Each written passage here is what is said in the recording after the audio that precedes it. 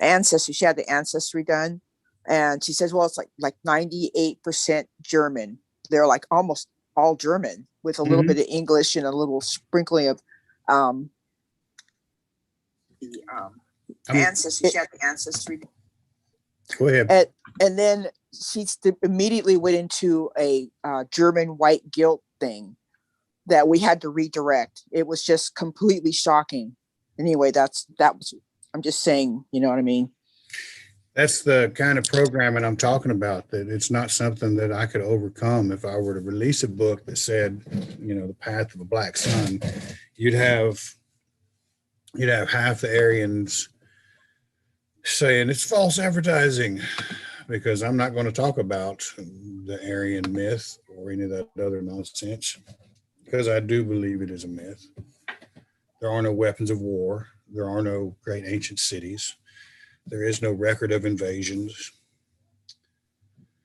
Perhaps they'll find it someday, but right now they don't have any of it. They have a language, and the manner in which languages travel isn't always by conquest. And the record of the supporting cultures around it, where it's supposed to have been, don't support it. Now, that's not to say that there weren't great influences about it, but it's not something we should hinge the quality of our faith on. It's not something we should hinge how we present the quality of how we live life upon. It is, we can't rest on our laurels with regards to what our ancestors did. I can call upon kings and queens of my past and sit and rest on my laurels saying, well, I know about this and I understand that, and not do anything with my life. And I really don't think that's why these gods have thrown us this lifeline to exist at the point in time which they have. Not by any stretch of the imagination do I believe that. So as I was sitting there trying to write this other chapter on this book, because there's certain things that we have to deal with if we're to ever become somebody that's even remotely qualified to hold a healthy relationship with anyone, be it a friend, family, a mother, a daughter, a sister, a brother, a father, grandparents, suffice it to say, even remotely with some kind of lover. Now, we might delve into the ideas that help us understand the dynamics of why a man or a woman acts in a certain way to provide us some kind of insulation against the pain of our failed attempts. But in the bigger scheme of things, we have kind of an obligation to perform or emulate the actions of the gods as we perceive them. Now, we can stop with the short-sighted, mead-swilling kind of arrogant, egotistical braggadocio attitudes that pervade much of it, or we can stop at the clean, austere, high-minded academic that can't see the forest for the trees, or his nose despite his face, or who lacks the understanding of even what he's read. But none of our gods do that. And it's spoken about in a couple of places. One of the first places it talks about this phenomenon that I'm going to address tonight. It's what I talked about a couple of weeks ago with Thor, contending against things that he thought were great things to contend with, only to realize that isn't really what he was doing. He was suckered, he was bamboozled, he was tricked into contending against something that he could no more conquer than the man in the moon. He couldn't drink the oceans dry. He couldn't lift a cat. He couldn't wrestle an old lady. Well, that old lady was old age, and that cat was the Midgard serpent. Loki couldn't out-eat Lopt. Lopt was raging wildfire that devours everything. And Thialfi couldn't outrun his competitor, which was actually the speed of thought. How often are we being told in today's world to contend against something which that's really not what we're told we're dealing with at all? How do we figure that part of it out? Well, we got to have some kind of clear instruction. And now that instruction is present and the example is present. The other example of what that really looks like is with Sigurd and Reagan. It says Sigurd went to Yalprek's stud and chose for himself a horse, who thereafter was called Granny. At that time, the Reagan, Ragin, the son of Hreithmar, was come to Yalprek's house. He was more ingenious than all other men and a dwarf in stature. He was wise, fierce, and skilled in magic. And that kind of introduction lends itself to the idea that this individual, Reagan, being wise, fierce, and skilled in magic, might be someone to contend with. But as we go through the story, just like Thor contending with something that he thought was one thing was really another, we find the idea that we may not always be struggling against what we think we're struggling with. And in an age when we're bombarded with news 24/7, how are we to discern who the Reagans in our life might really be? Now, see, Reagan had a story he told Sigurd. One day when the gods were walking along, they saw an otter who was eating a salmon. This otter was chewing with his eyes closed. Now that's a symbolic meaning for greed. He's so greedy that he cannot stand to see his meal disappear in front of him, even though he's the one eating it. And that's a sign for greed.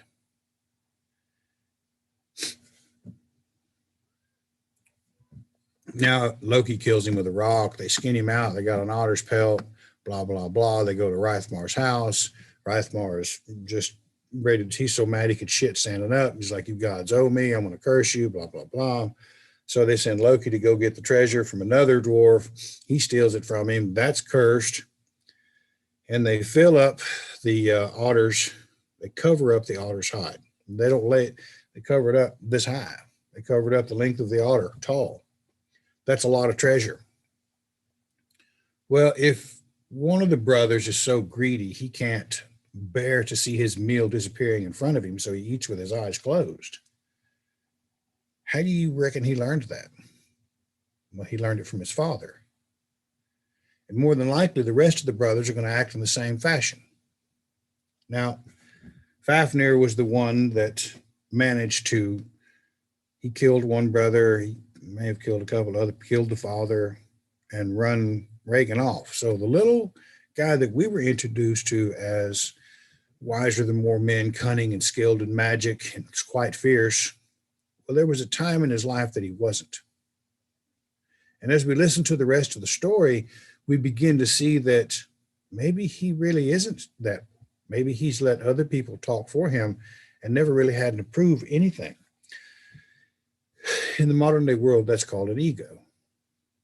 When we have this bloated perception of ourselves without ever really having to do a thing to earn it. It's like Cav scouts saying, well, I'm pretty much infantry. No, you're not infantry. You don't have that MOS. Well, we do infantry. MPs say, well, we do infantry things. No, you're not infantry. Your job is not to close with the enemy and kill him by hand, knife, or gunfire so you can occupy that ground. Period. So instead of trying to go infantry, they tried to go another route so they could be something else. Everybody says, I'm a Marine. Well, not every Marine is a rifleman. Some are generator mechanics, and some are truck drivers. Some work in supply, some are clerks. But that does not make them riflemen. So when we have, in today's world, what we really have to contend with is so many issues that people say, you need to hate that. You need to be aware that they're running everything and you can't go anywhere because of it. You need to hate that over there because, well, they're going to take something from you. That's the bottom line of most of these messages. You're going to lose something. You're going to be less than because of the existence of this group over here. Reagan does the same thing with Sigurd. So he begins to tell, in his upbringing and training and forging of this sword, Reagan begins to tell Sigurd this tale of how he was wronged and how he lost everything.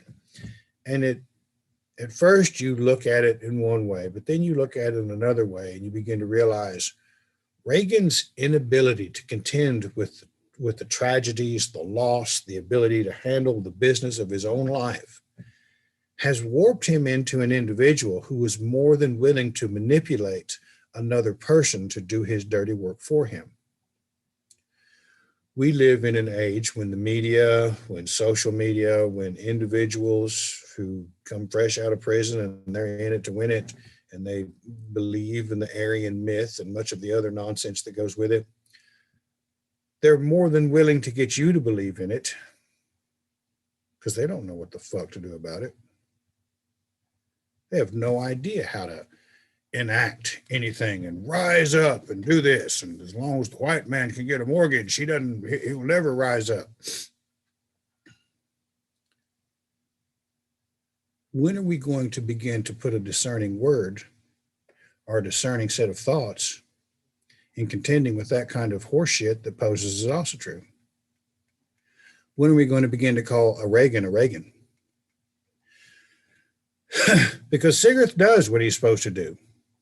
He goes out there, he believes in Reagan because Reagan's taking care of him. He's fed him this stuff. My father told me the same thing every day. I hate my job. I don't really like women except for one thing. I hate this. I hate that. They're crooks. I hate the union. I hate this. Democrats, blah, blah, blah, blah, blah. All day long, I grew up with a father that said those kinds of things.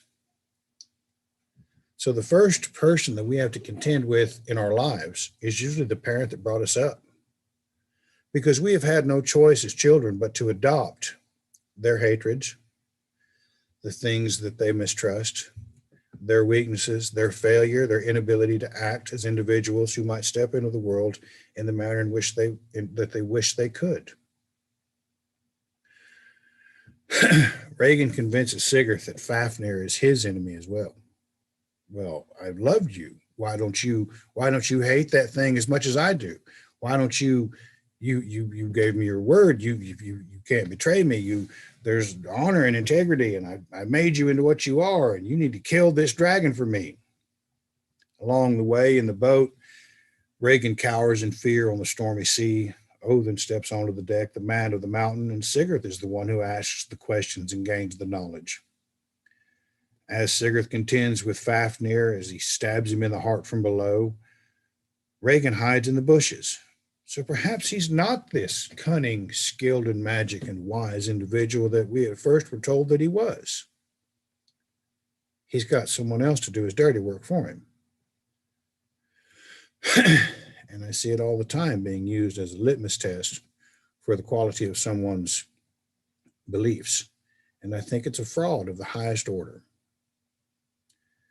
Just because you have a shortcoming that lives in fear of powerful entities you could do nothing more against than sit around your couch and bitch about, doesn't mean I need to have that in my life. Maybe it comes with being young. Maybe as we get older and we start to decide that really doesn't have any bearing on my life. See, because if I see Disney performing well as a company, well, we happen to live in a world where if I want to indulge in that success, I can buy stock in that company and get a dividend check every month. And there's 1,000 little platforms where if I want to put $10 in it, I can. Oh, but Brian, you're contributing to the delinquency of the world and the changing. Wait a minute. I'm responsible for the upbringing of my child, not that television. I'm the one that's responsible for teaching my child right from wrong, not anybody else.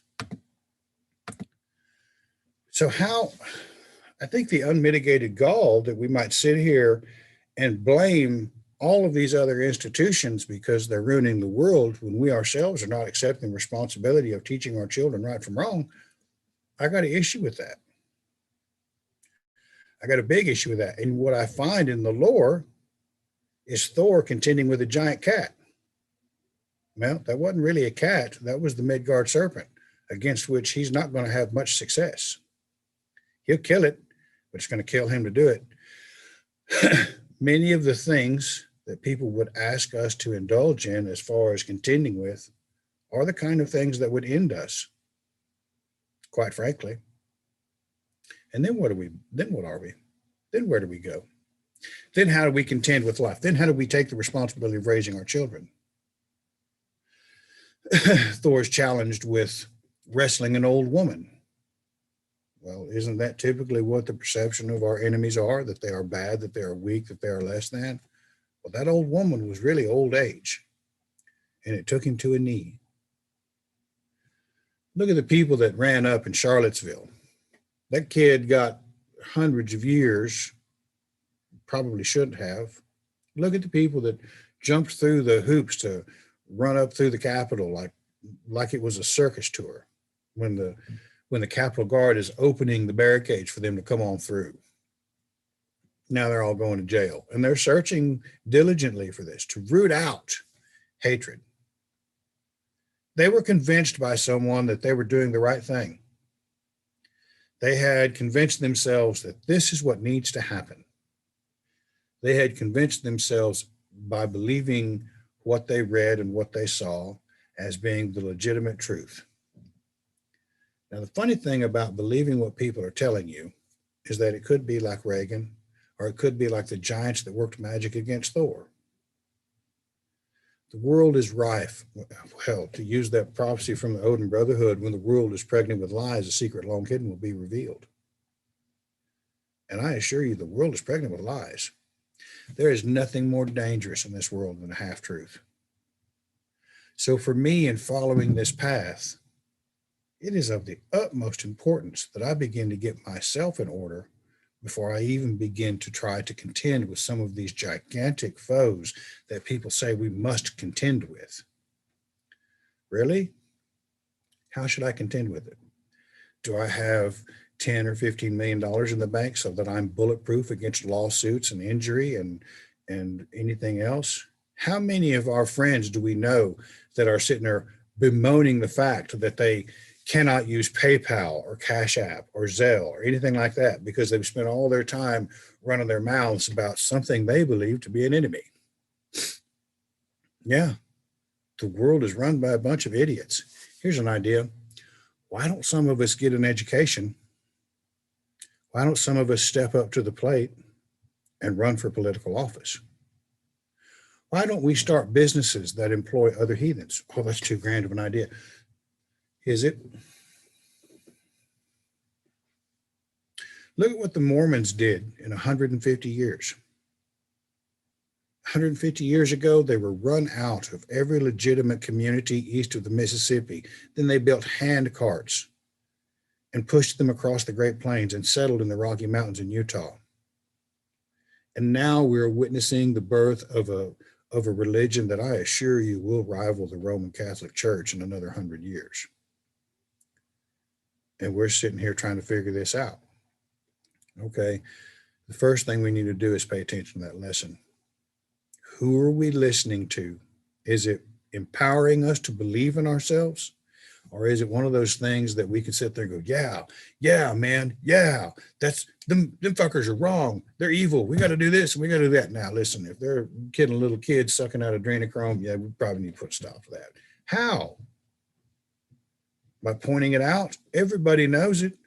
It was an open secret what some of these Hollywood directors were doing with these kids in Hollywood. Nobody said a word. Where were the parents? Where were the parents? See, it's my responsibility with my children, not anybody else's, not no institutions. My responsibility for the quality. After I'm dead and gone, aside from some of the books that I've written, the only thing this world is ever going to use to judge the quality of who I am is the quality of people my children become. That's it. in a nutshell. That might be something, some of us, that's all we might have. Now, that boy is a good man. That daughter of his, she's a really good girl. And many of us are working on to figure that out, because I want people to say that about me after I'm gone, so they understand my mom and dad really were kind of good people. My stepdad was a good man, be that as it may. So I'm sorting out the Reagans in my life. I'm sorting out the ideas that spread confusion in my mind. I can get bent out of shape real quick by reading through Instagram for just about 30 minutes. I can get bent out of shape real quick watching the news, because I know it's all horseshit. We're being lied to on a daily basis.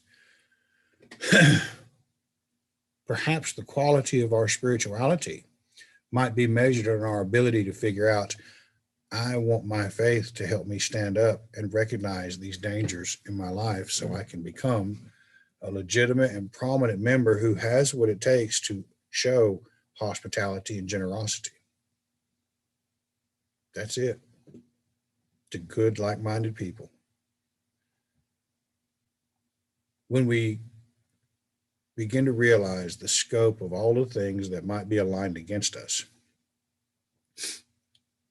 or if, God's forbid, we go so far as to slay the dragon that is somebody else's enemy, we're going to make a realization of some things that it's going to cause you a lot of pain. When Sigurd slays Fafnir, he has a great deal of doubt. Fafnir asks his name. He doesn't want to give it to him. He's afraid of a dead man's curse. And after he kills the dragon and eats the heart, well, that's the very essence of that being, isn't it? When he eats that heart, then he touches it, just even a flavor of it. He understands the language of the birds, and he understands he's fixing to be betrayed. Perhaps it's been strong on my mind last night because I had a dream of betrayal last night. I still don't like it. I'm still mad about it. But with regards to discovering the Reagans in our life, with regards to trying to figure out who is tricking us to manipulate us into believing something that's not going to move us forward, we have to create some idea about where we want to go. And we've got to begin to cement that idea about where we want to go. And based on what? What are we basing it on? What does it look like to be the fine quality person who follows Asatru? Every time I see him start talking about the plight of the white man, it makes me want to vomit. Yeah, we've got some things lined up against us. How are we going to contend with it? I look at Elon Musk, showed up in America in 1995 or so, or 1998, with like $25 to his name, and now he's the richest man in the world. How much time do you think he spent wondering about whether or not this person controlled all the money and whether or not he could be successful at it? He simply went and did it. He's probably going to be the guy that takes us to Mars too. We have a spirituality at our fingertips right now that encourages us to do those same kinds of things. That is the Viking spirit right there. That's the dynamics of the world we live in. That's how it's supposed to be. Contend with the enemy in front of you, and that is yourself and the sabotage we put into making ourselves as successful as we can possibly be. That's the only thing that talks in this world. All the rest of everything else everybody else is saying is simply marking them. It's leading with the chin. Any boxer that leads with the chin inevitably gets hit on the chin and goes down. Build your success. Find those people or ideas or whoever you need to that speak to something in here that reminds you every day that you've got what it takes to step up to the plate and be something more. In Yeager's feast, I pointed out that all of those gods feasting at that table in the sea all represented some kind of positive, powerful, good quality that each of us have within us. And all it takes is one negative thought to ruin that. They're broadcasting those negative thoughts 24/7. The opinions concerning those negative thoughts are being foisted upon us nonstop. If we pay attention to it for even a second, how much do you think that fucks up the feast of positivity in our own thought process? Focus on those ideas, and you might be the one that sets the example of what it means to be a truly empowered, powerful individual who lives this spirituality in life. That's all I've got for this evening. Does anybody have any questions? Had a little bit of a rant. Hey, hey, Brian. Yeah, what's going on, man? Hey, sorry, we got in kind of late because we were trying to use the old Zoom link, and it was saying that another meeting was going on, and that you would join us shortly. I don't know what that is. I'll have to find out. I'll figure that out. We went through the brianwilton.com link that was the last one posted on MeWe, so that one worked. So that accounts for why we have a small group today. Yeah. Renee is working on a website for me. Right, but that's the one that we entered in through, and it worked. But our buddy Chris, that usually joins us for folk studies, Mhm. he had the same issue, but he ended up. Technology, man, isn't our friend. So Well, we'll get the details of that hammered out soon enough. I apologize about that, but no worries. But in the future, do you think it'd be best if, like, when we're sharing the information, to tell them to enter in through the website? Because that even worked for me. I tried it through my phone and it worked. Ask Renee, yeah, Renee. I don't know that Renee's going to be ready to release that yet. Well, it's actually open right now. Didn't you say you came into the meeting through the website and it worked? Is that correct? Yeah, it worked great. But the problem was that we weren't able to share the Zoom thing, and we can talk about this somewhere else. Oh, You know what I mean? Because we didn't have the Zoom ID to give people. Because we're okay. I can work on that. I can fix that. I'm telling you guys, if you need a website, Renee can do the shit. I mean, it's like, keep that in mind. Yeah, she can do it. We're just over here wood burning runes into pieces of wood I cut for Ostara. I took my daughter on an adventure today, and she found some slate. And I came home and she was carving runes on them with a bear claw. So I have high hopes for that little girl. Okay. Very good. That's what I thought too. So we know. So all right, good girl. Right. Very cool. Yeah, she's pretty cool. Hopefully, You got any questions on my little rant? I missed a lot of it. No, it's pretty simple. I mean, Reagan fed Sigurd a bunch of horse shit about who his enemy was, and Fafnir had nothing to do with Reagan. Thor's up there trying to pick up a fucking cat. It's actually the Midgard serpent. He's trying to drink the oceans dry. He's trying to wrestle old age. And every time I turn around, I see people willingly grabbing a hold of those kinds of battles to contend against, without the resources, without a full body of knowledge, without the necessary vocabulary, even many times, to try to take on these very troubling problems. It's like a pursuit of false illusions. It's like thinking the drink's going to give you comfort, but really it's going to steal all your joy. It's Don Quixote, trying to joust a windmill. It's what it ends up being. Right. There is that. And so, and that's another thing too, is that we find that these ideas, they feed these ideas of righteous indignation. They feed these ideas of passionate argument. They feed this great swelling of anger and injustice. And people confuse that for a spiritual experience. And it's literally crippling our ability to move forward as a faith and spirituality. I'm more associated with the lack of intelligence, because Thor wasn't exactly the brightest, but but he had, we all have our own strengths. He was the Like, bronze. you don't have to be bright. Like there's not everybody can be smart, right? Not everybody can be literate or well spoken, crafty. I suck at crafts, but like I'm good at other stuff. But Thor, he'd get tricked by the Jotuns, and once he would realize it, he would just destroy them. Well, in that case, he was simply dismissed, which is kind of what happens to us. We get dismissed. And Thor's journey is an interesting one through the lore because he does have that portrayal as being the larger than life, over the top masculine image that smashes the Jotuns. Right. But when it comes time to his daughter, he doesn't just smite that dwarf. That individual that shows up, when Alvis shows up to the doorstep to ask for Thrud's hand in marriage, Thor doesn't automatically just take his head off with a hammer. Yeah. True. It is a fine portrayal of what it means to stand at the door of your own home. He used his mind. He sat there and questioned and answered and determined, questioned and answered well.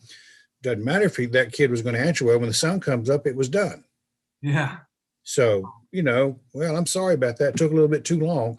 I mean, that's this portrayal. I mean, that is the route of Thor's growth. Right. So you're right. We can't all be super smart. We can't we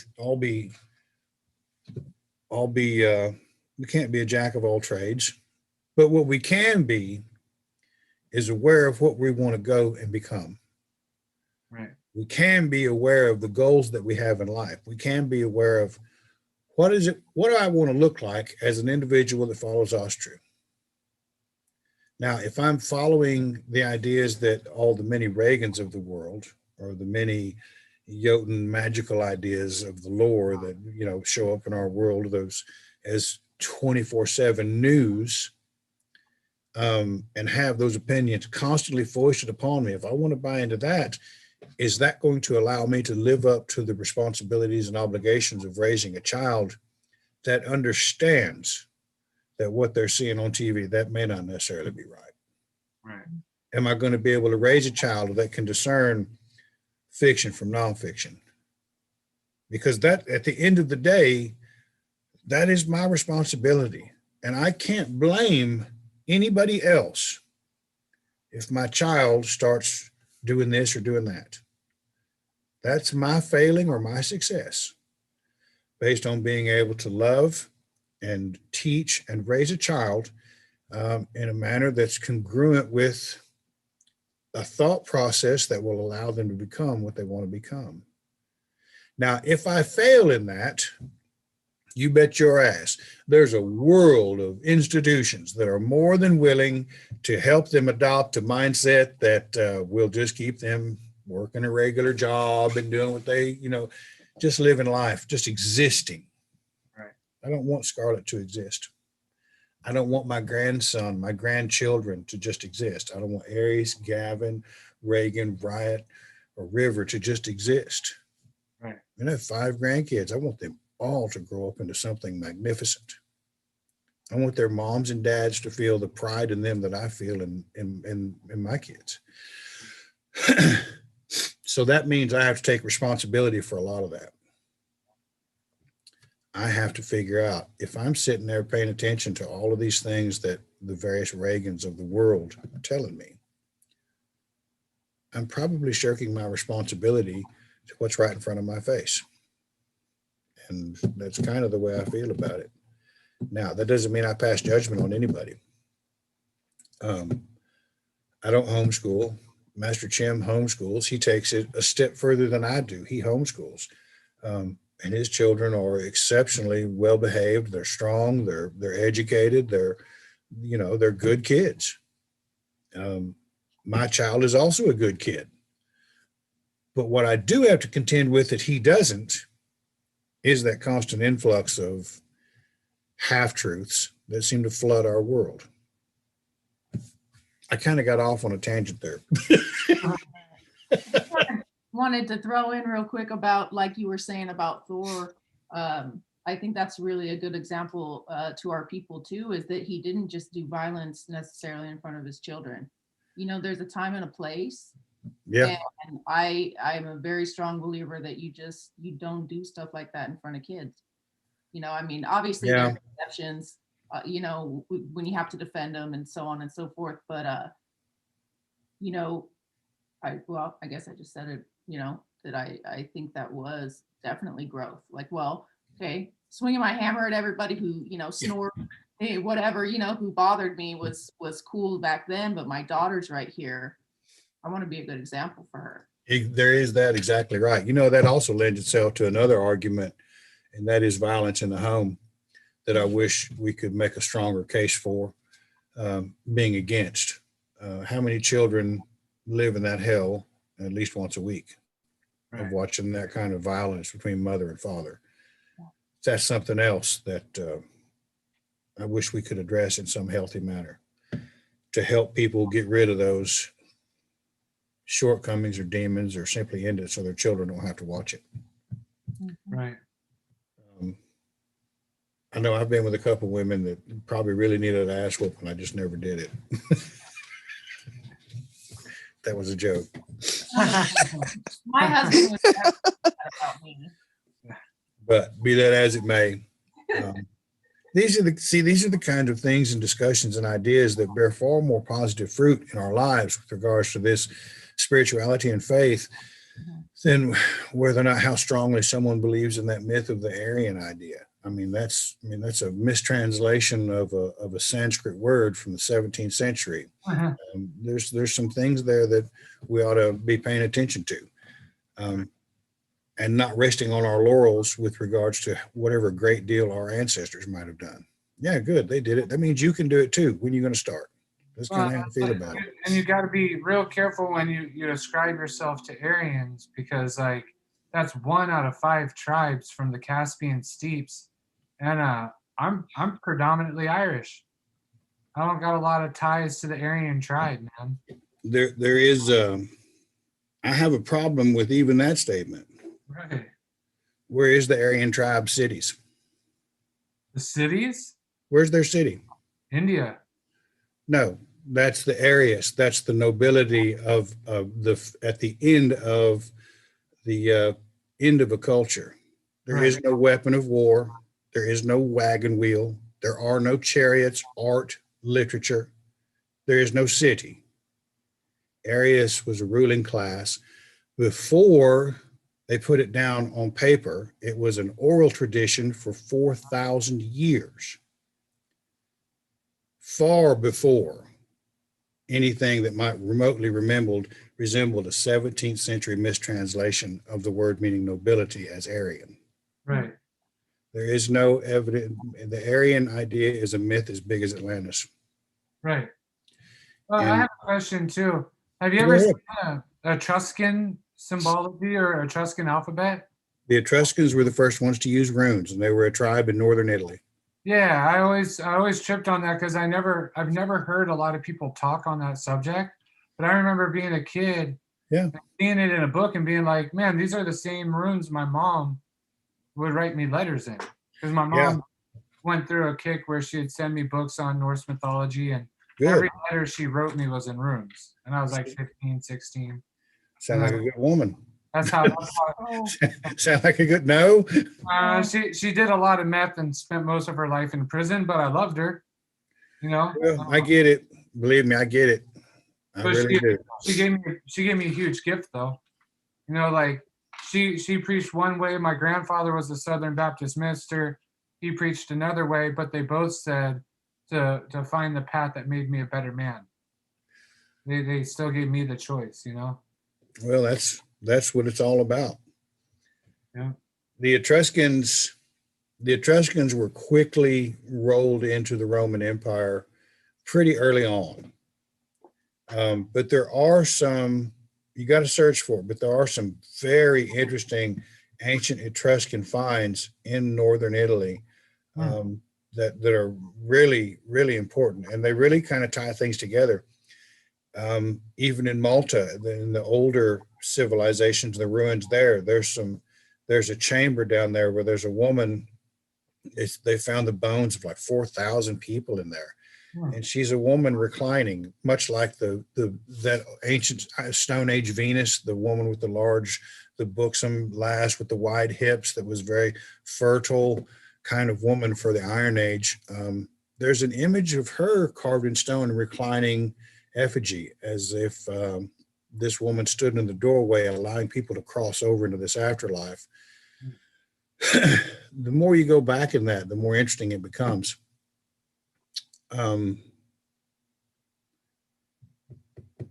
Yeah, that kind of stuff fascinates me. Yeah, same here. That's what got me really into things when I was younger. I was reading Joseph Campbell a while back. He was talking about a tribe of Indians in Western Mongolia, right on the sea by Russia and Mongolia. They are Caucasian people, but they're called, I forgot the name of the tribe, but they still believe that the gods visit this earth in the form of animals, particularly bears. So they go through this whole ceremony. I'm not going to get into it now, but in the end, what happens is they have a bear skull with the first two vertebrae attached to the bear erected on poles. Huh. Okay. In 1901, a Swiss archaeologist, in 1908 maybe, a Swiss archaeologist found two caves high up in the Alps, and you couldn't have got to them before the last interglacial period. So we're talking 35 to 50,000 years ago. In that cave, they found bear skulls in three little alcoves in this cave of the exact same kind of pattern and two neck vertebrae attached. They were put there by Neanderthals. And what it represents is this unbroken spiritual tradition concerning animism that has traversed the entirety of the Asian and European continents. Yeah. The further you go back, it's like Graham Hancock says, we're a species with amnesia. Right. But whatever. I'm gonna get off here, guys. Tomorrow's Monday, so I want everybody to go out there and grab it by the nose and whip its ass. And remember that you've got what it takes to be as successful as you want to be. It's just a matter. You just got to believe in yourself. You got to believe in yourself. Thanks, Brian. Thank you, Renee. You're welcome. Guys, it's good to see y'all. Good to see you too. Have a good night. Good night, Thank you guys. for joining in, Tyler. Good night, everyone.